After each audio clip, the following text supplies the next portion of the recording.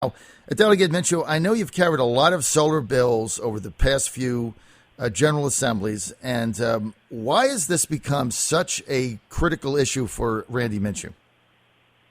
Well, a couple of reasons. First of all, I think that we're seeing the cost to produce solar energy on a per kilowatt hour basis get lower and lower. So the opportunities of private citizens like you and me and Farmer Jones out in the valley to get involved in producing solar energy is a lot cheaper now. The tax credit, federal tax credit has been extended. And what I like about solar, John, is that I see it as kind of a private property element, that if you have a farm, you've got some land, you can grow solar on your property, and under a process called net metering that has been worked out with utilities, you can put power back in the grid. So I see it as kind of a not only a green initiative, but also as a private property rights, personal economic development initiative. And I think with the technology getting better, greater efficiency in electronic energy production, and the price of solar infrastructure going down, you're going to see more private citizens and small businesses and farmers getting involved in it. And I think it's exciting. Okay, now I had your friend Francis Hotzel on earlier in the week. We had a good conversation, a good dialogue about your legislation and Delegate Minchew. The question that I have, and Francis admitted this, is the solar business model only works if they can sell electricity to retail customers. So as you know, Virginia is a regulated state, and only utilities right now, under the regulation we have, it's stated by the General Assembly, can sell electricity. So how do you reconcile that? Well, the utilities, the so-called incumbent utilities that we have in Virginia, Appalachian Power, Dominion Power, and the co-ops, they do a good job in providing power in accordance with their franchises issued by the SEC, and their rates are good. What I like about some of the net metering concepts, if it's done right, is that a producer, a small producer, a farmer can produce solar, and through net metering can put that power back in the grid. Now, the concern we often have, John, from utilities, they say, well, we pay for the transmission cost and the distribution cost, and we don't want to buy retail and sell wholesale. Right. And those are valid concerns that the utilities have brought up, and you can address those to charges. But the bottom line is, the infrastructure is there, and I also think that solar energy production can help us in our peak periods. For example, Virginia, with the exception of far southwestern Virginia, we're a summer peak load state because of air conditioning. Right. And if we can have solar put into the grid during those hot summer days when the sun is up, when we're burning our air conditioning, we will balance out the grid a bit more and provide a bit more stability to it. So I think there's a benefit in allowing some private producers to put power back in the grid through their own solar production, at least in our state.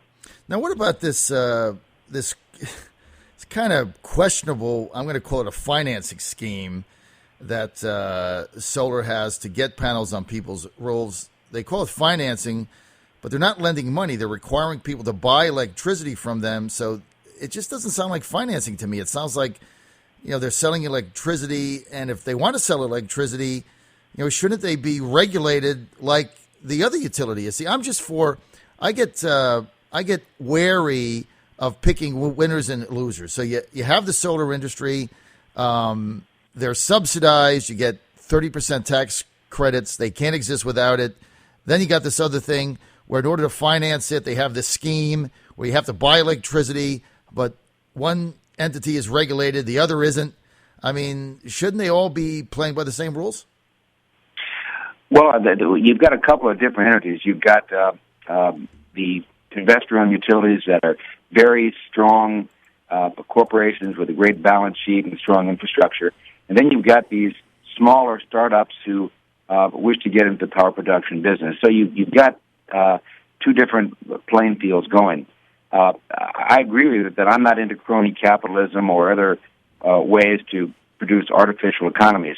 What I do like, John, is the concept of a private power producer a farmer who's got cattle and wants to put up a solar array being able to produce some power on a very limited basis, that he could work an agreement with the incumbent utility and put that power back in the grid that his neighbors can pick up.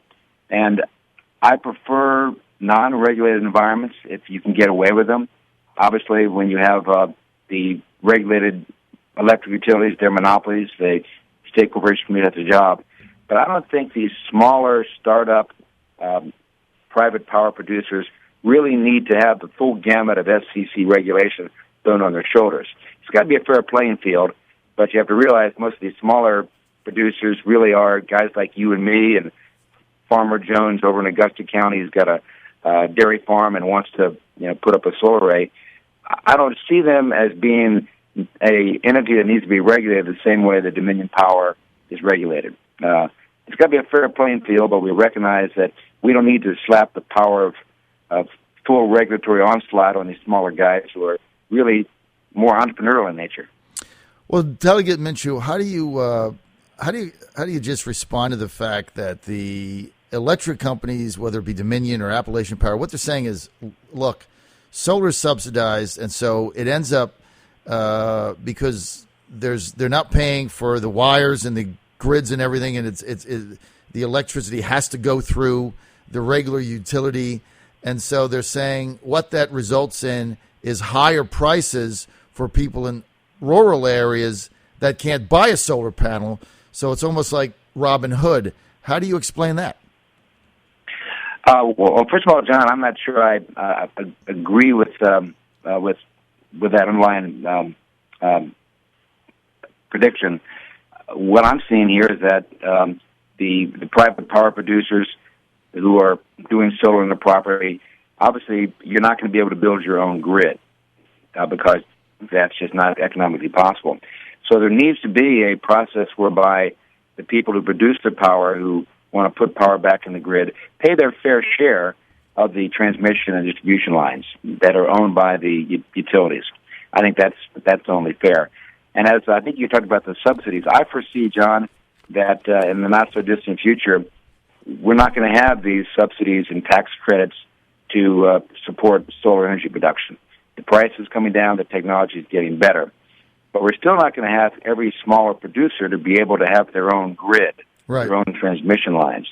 So there has to be a fair way that a person who's producing power on their property as kind of a exercise of private property can pay their share to use the grid that's owned by a PJM, Dominion, Appalachian Power, and the co-ops in a fair way. And I do believe, John, also, that back to the point I made about 5 minutes ago, I think balancing out the power intake of the grid at times of high air conditioning use will provide some additional stability. And that's kind of a benefit to the overall grid when we're putting power back in the grid at times of maximum usage when it's 100-degree days outside. Okay, but we've got some more work to do. This is a new industry, John. There's going to be more changes in it, but right. I think the bottom line is solar's here, solar's growing stronger, and I like it as a private property exercise. Delegate Minchew, I was at the hearing you had for Judge Roush and Judge Alston a couple weeks ago. I saw you there. I got to say, I thought you asked the most dynamic question to Judge Roush when you basically said, do you believe in upholding the Constitution of Virginia? She said, absolutely. And then you said, well, your second appointment by Governor McAuliffe was not within the boundaries of the Constitution. So how does that make sense? I mean, I'm paraphrasing. Obviously, you put it in much more decorum words, but she basically said, no, the appointment was legal. Here's my question. She is not going to pass in the House, so she'll never get to the Senate. Judge Alston, who I think is, nobody has said is not qualified. The guy's supremely qualified. He's going to get the nod in the House. His name is going to go to the Senate. So let's get to Senator Freshman Sturdivant, Glenn Sturdivant. He's saying that he is not going to vote in favor of Alston. Why? I mean, what does Alston have to do with Roush? Because Roush's name isn't even going to come into the Senate. So you're not voting on her. You're voting on the other guy. What's the deal with this? Well, this is a great conversation, John, and I'll say this. I'm glad you were there covering the Courts of Justice Judicial Panel hearing where we had the opportunity to speak to both Justice Roush and Judge Alston. And I got to say, both of those two individuals are exceptional jurists. They're smart. They write well. I went back and I read a lot of the written opinions of both of them, and they are stellar jurists. And that's one reason why I didn't have a heartburn or any trepidation in asking both of them some hard questions. I'm a rule of law guy, John. I believe that the most important thing you can find in a judge is a belief in the primacy of the Constitution and adherence to the rule of law. Everything is second for that. So those are really important principles that guide me. So that's why I had to ask Justice Roush about her second recess appointment and its constitutionality. And knowing how bright she is, I knew full well, John, that she would have a solid response to my question.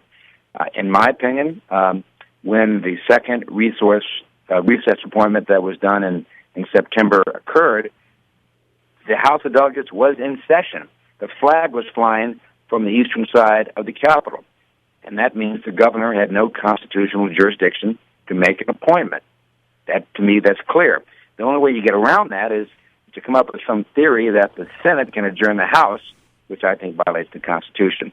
In my opinion, John, I think you talked about in your show, back on August the 17th, the Senate decided to go AWOL. And under the 3-day rule, I think they could have been called back to help us finish the special session. So I asked that question of Justice Roush, and as you heard it, she had a very good, researched, lawyerly answer that was kind of backed up by the governor's lawyers on why that recess appointment really was valid and that the House of Delegates was functionally adjourned when that second recess appointment happened. I don't buy her analysis. I don't always agree with the Supreme Court, but I respect the heck out of them, and I respect the heck out of her, John. So we found both Justice Roush and Judge Alston to be qualified on the Courts of Justice level, and both names have been sent forward to the House of Delegates.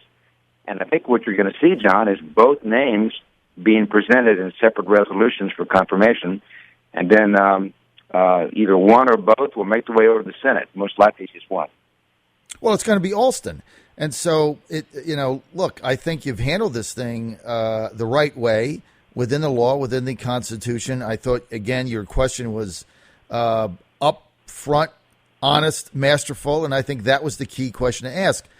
But here's my problem with Sturtevant voting to oppose Judge Alston. Why? On what grounds? Because he says, well, I was upset about the procedure that went down with Justice Roush.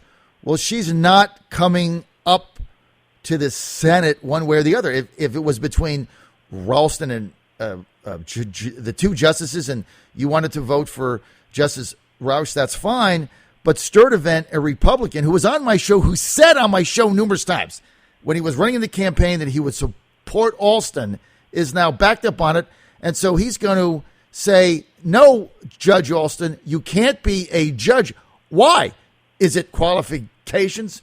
No. So now it's back to procedure. See, this is the thing about politics that everybody can't stand.